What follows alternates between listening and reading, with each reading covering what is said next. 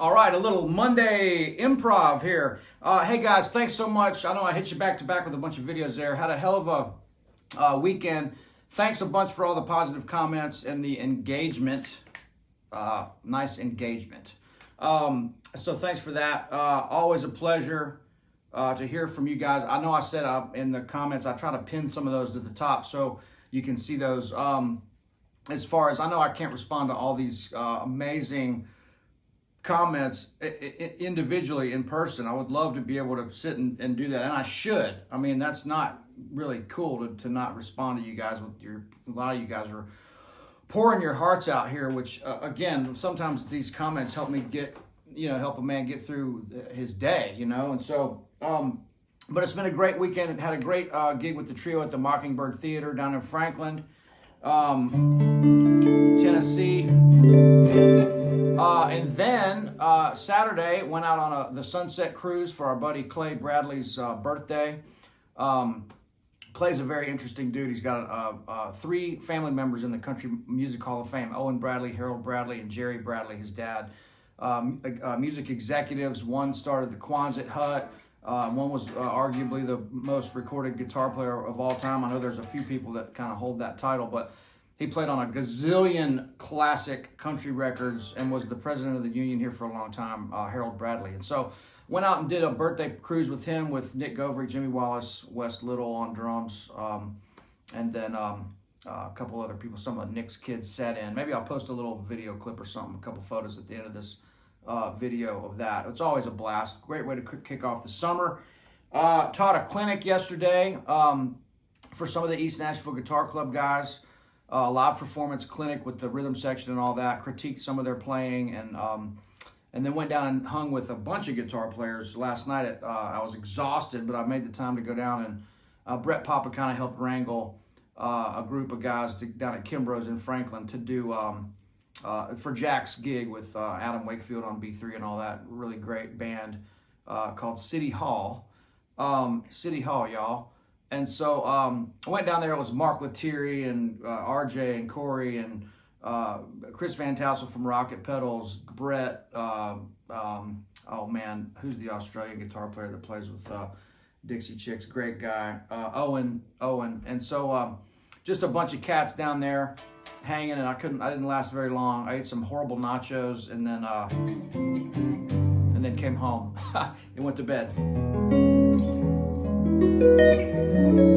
So that little intro was a cool little thing. I like doing this, man. This kind of stuff really, really cranks my tractor. So it's like...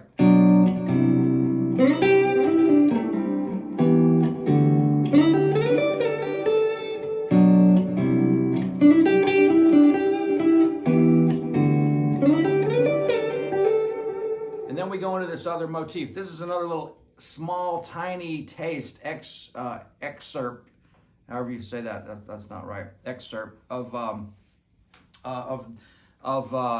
of me and Uncle Larry's songs that we came up with. And so just a little tiny section, but I really love the way that happens dynamically and everything. And just these little chords. This is like, really, it's like B minor to C, and then E minor to D in the key of G, right? So, but I'm taking these chords, instead of playing the big giant ones, I'm playing these kind of like 1-5 major third, 1-5 major third, 1-5 minor third, 1-5 major third. Yeah, 1-5 minor third on the minors. And then a little lick in between to kind of make a music, make a little music happen there if we're lucky. All right, guys. Hey, check this out. We might be going live on YouTube from the gig at the Underdog tonight with the trio. Man, we're gearing up for some cool stuff. We're about to do a live recording. June 18th and 19th, we're going to do 2 nights at the Underdog. We're going to videotape it all. We're going to have the guy that took over for Dave Cobb that runs RCA down here in Nashville. Great dude, Philip. He's going to come record the whole thing with amazing audio. I hope it's going to be amazing. I think it is. On his part, it will be. It's my part we've got to worry about. And so gearing up to do that. So stay tuned. Check out tonight around 8 o'clock Central Time. It's possible that we're going to be going live on YouTube if we can get it together. I think we'll be all right. But guys, here's what I want to show you. So yesterday at the clinic spurred a lot of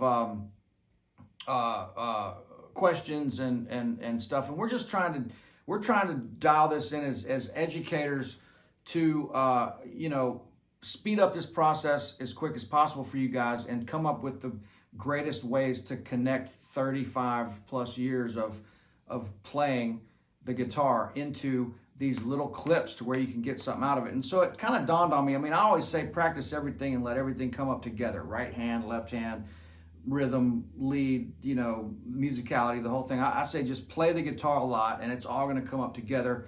Don't sit there and do exercises like this in front of the TV. Just play the guitar and it's all going to start coming up together. But then I realized that, some of this does have to be compartmentalized or it just gets overwhelming, and it's a lot. I mean, it's a lot of stuff. These little mini lessons are like, this is why we do these big curriculums, because it's days and days and years of talking that we could do about these little things that are it's a lot to chew on and it's a lot to bite off, So what if we just take like one shape at a time so you can just see how this works. So if I'm in E,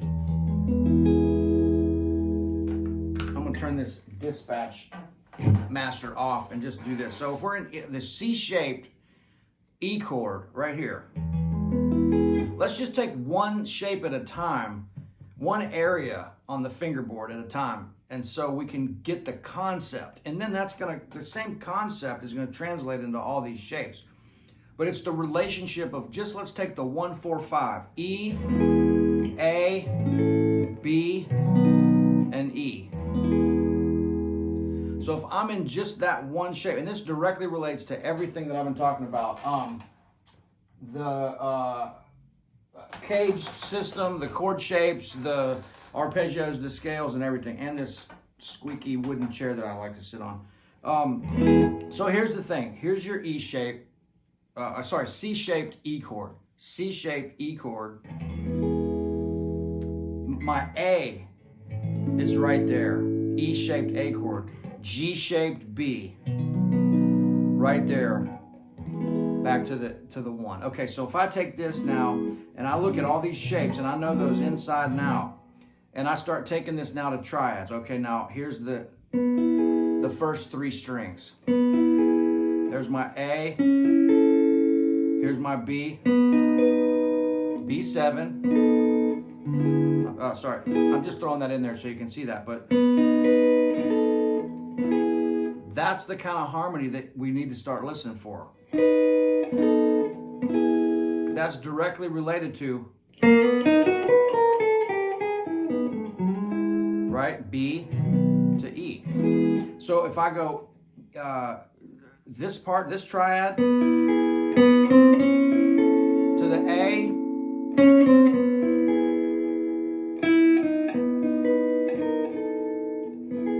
okay, now we're starting to get somewhere. Okay, now go to the next set. D, G, and B string. And look what's really moving there. This note, this is staying the same. There's my A. There's my B. If you really want to get fancy, I'm going to throw in a couple little things here to keep you guessing and kind of challenge you. But there's B. There's B7. Right, so I'm taking the framework here and I'm embellishing just a few little things so you can have something to connect it to you know, understand why we preach about this stuff. So if I go here, that's the triad, E, A, all out of this. So if I do this, now I'm playing part of that A chord with a little melodic musical content, not just going E to A. I'm throwing a little,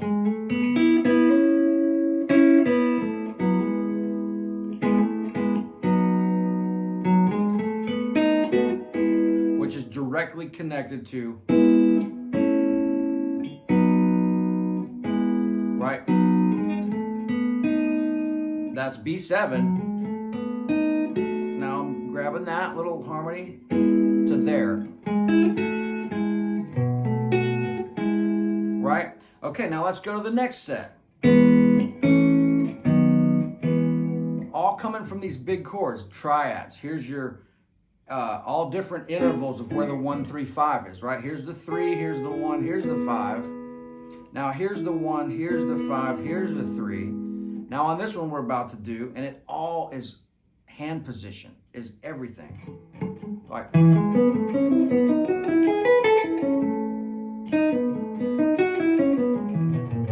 I'm hardly moving my hand because of that fundamental, that shape, that rock solid bedstone of the guitar, or these chords. So again, here, A, D, and G string, E, A, B, E.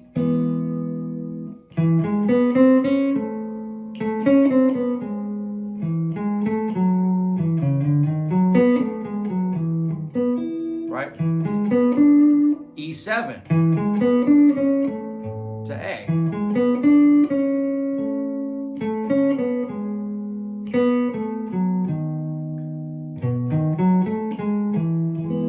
I'm throwing a little bit of this in there to give you the example, but that's how we play over chords. You have to have this foundation. So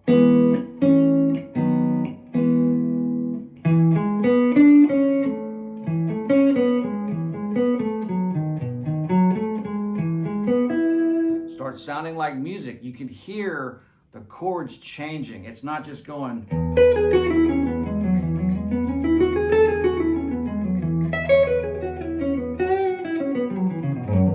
You don't hear any chords changing there. So then now the last one. Here's my triad. Now I have to jump up here to the D-shaped A chord. So there's my 1, there's my 3, there's my 5 in the E triad. So that walks up to the third. So watch, the 5 always walks up to the third of the 4 chord, right? And there's you're building your triad, right? So don't forget, a power chord 1 5 1 is not a triad. It has to be a 1 3 5, right? 1 1 3 5 3 5 1. The intervals are going to change, but the shapes are going to stay the same. So here, I'm just doing A right now. I'll just show you real quick. A, and then back to E. So if you break it down to triads and 3 strings, it becomes a lot less overwhelming, because in E, or any of these keys, there's only a couple triads on each set of 3 strings. There's one here, there's one here in the D shape, or the C shape, same thing, and then A shape, then you're back to square one, E shape. So the triads are such a great way to break this stuff down, because other than the triad, if you play these big chords, you're getting duplicates. Here's a third, here's a third, here's a 1, here's a 1, there's a 5, and there's a 5. So sometimes you just want to go,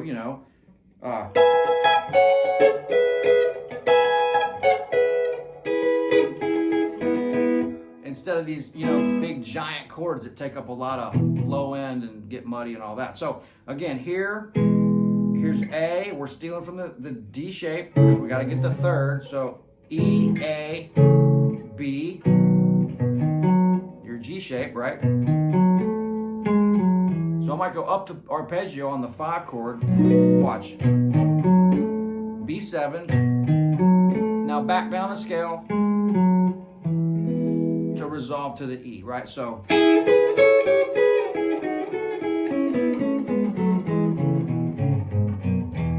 these are all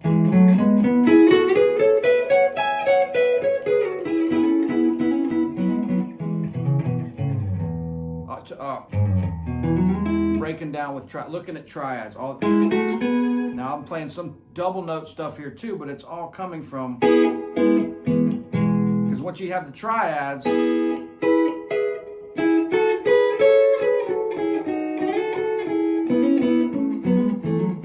then the single notes and the double notes and all that stuff just starts, it's all connected and sequential when you break it down. So it's about reducing these big chords down to these levels of simplicity, really. And so I hope you get something out of that. Take one shape at a time and just look at the 1 4 5 in all the triads, and I swear to God, this is gonna start clicking. It's gonna start making sense. I know this wasn't a long video. Of course, I say that every time and it ends up being 20 minutes, but that seems like the sweet spot. Even Uncle Larry's, you'll see that there's a certain internal clock or rhythm that makes us want to stop around 20 minutes. It's that, I don't know, I guess it's that there's something there. I don't know what it is, but sometimes these videos will be within a minute or 2 of each other, and I'm not watching any kind of clock or anything in here. So guys, I'm going to try to go to the pool, get a little Monday relaxation therapy in before going to the gig. And might have a good night tonight. I think Mark Lettieri and a bunch of these guys are going to come out and check out the trio. Might do the YouTube live, so check out that. No promises, but even if we do it, it'll be, I think it's archived on there to watch again. Trying to get this trio out to the public, man. It's really good, and the most fun I have playing live music. So, guys, thank you so much for all the engagement and all the sweet comments. This is that Strat that Greg Voros sold me. It's a 66 neck, 66 guts, and a newer body, but having some fun, really nice, comfortable guitar to play. And yeah, just into the Princeton reverb. I have been, since this was plugged in from the other day, I've been using the Dispatch Master just for fun. But yeah, sitting around the house, I don't like to play loud. I keep this amp on it's like 2.5 in here, and we play so much loud music that it's nice around the house to play acoustic or just a nice clean electric. So a little bit on that. Anyway, thanks guys. Talk to you soon. Okay, bye.